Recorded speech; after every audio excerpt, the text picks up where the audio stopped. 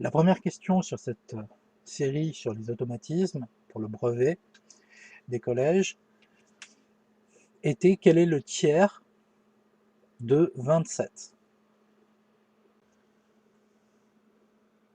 Premièrement, calculer le tiers de quelque chose, c'est tout simplement le multiplier par un tiers.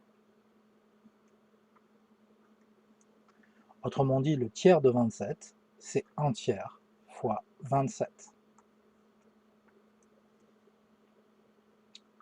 Ce qui nous donne 27 tiers.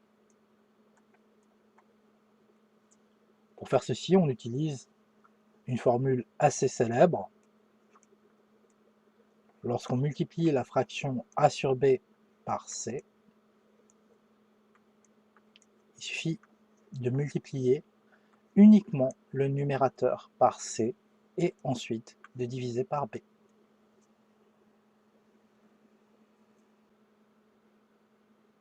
Bien sûr, on suppose que b est différent de 0 pour appliquer cette formule. Par conséquent, nous devons calculer 27 tiers. Il ne faut pas oublier qu'une fraction est une façon de représenter des divisions. Par conséquent, cela revient à faire 27 divisé par 3. Si vous connaissez bien vos tables de multiplication, 27 divisé par 3, ça fait 9.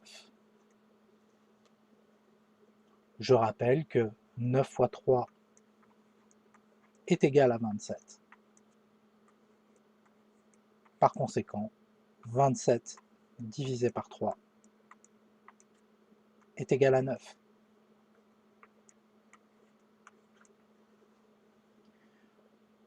Je peux faire comme remarque que l'on a aussi 27 divisé par 9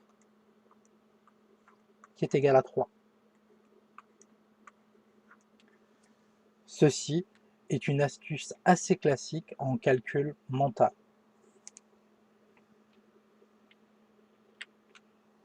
Revenons à l'idée principale. Lorsque je demande de calculer un tiers de 27, pour accélérer le calcul, vous devez vous dire: ah mais en fait, on me demande de calculer 27 divisé par 3. Et ceci marchera pour n'importe quel nombre.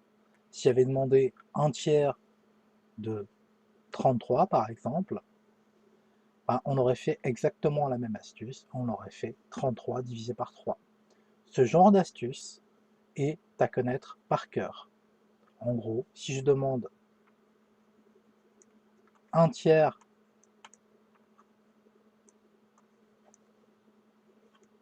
d'une certaine quantité x, je vous demande en fait de faire un tiers fois x, autrement dit x divisé par 3, que l'on peut aussi écrire sous cette forme-là. Ça, c'est une méthode vraiment à savoir faire pour avoir une certaine rapidité dans le calcul mental. Bien sûr, il faut particulièrement bien connaître ces tables de multiplication.